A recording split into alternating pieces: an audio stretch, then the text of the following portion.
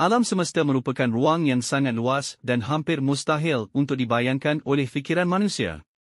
Ia bukan sahaja mengandungi planet dan bintang, tetapi juga berbilion-bilion galaksi yang tersebar di seluruh kosmos. Setiap galaksi pula terdiri daripada berbilion bintang dan sistem planetnya sendiri.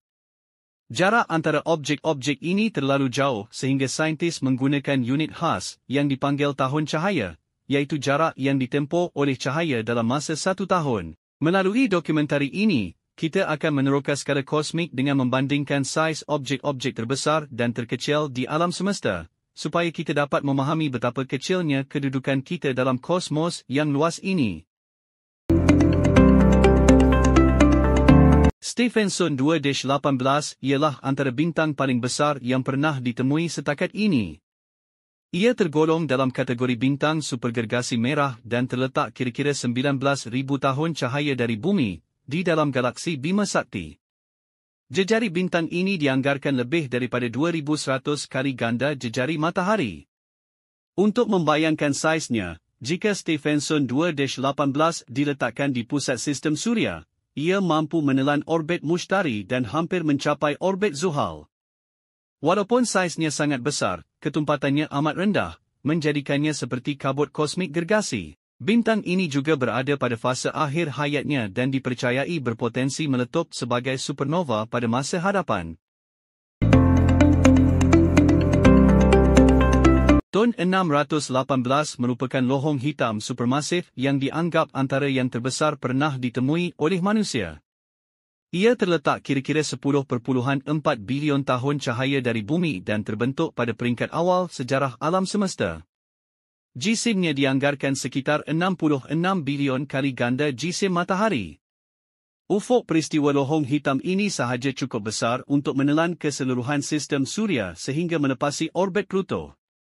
Ton 618 menyerap jirim pada kadar yang amat tinggi, menghasilkan tenaga yang sangat besar. Saiz dan sifatnya yang luar biasa telah mencabar teori sedia ada tentang bagaimana lohong hitam boleh terbentuk dan membesar. IC 1101 ialah galaksi eliptikal supergergasi yang terletak dalam gugusan galaksi Abell 2029. Galaksi ini berada kira-kira 1.04 bilion tahun cahaya dari bumi. Diameternya dianggarkan sekitar 5 hingga 6 juta tahun cahaya, menjadikannya kira-kira 50 kali lebih besar daripada galaksi Bima Sakti.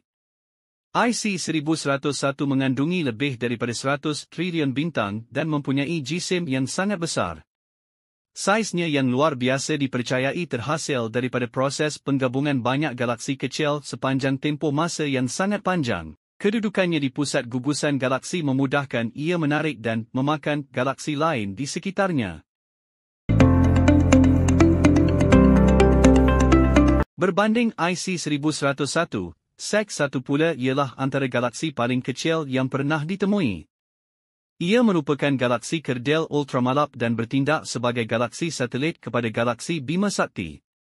SEC 1 terletak kira-kira 75,000 tahun cahaya dari bumi dan hanya mempunyai diameter sekitar 100 hingga 300 tahun cahaya. Bilangan bintangnya dianggarkan hanya sekitar 1,000 sahaja.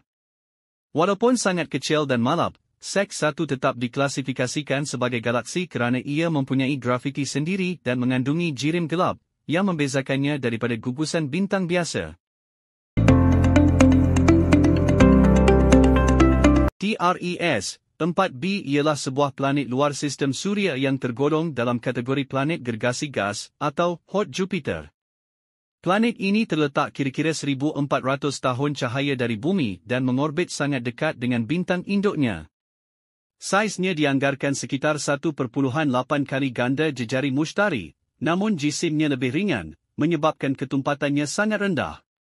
Suhu yang sangat tinggi akibat haba melampau daripada bintangnya menyebabkan atmosfera planet ini mengembang dengan ketara. Oleh sebab itu, TRES 4b sering digelar sebagai planet kembung dan menjadi contoh planet luar biasa dalam kajian astronomi moden.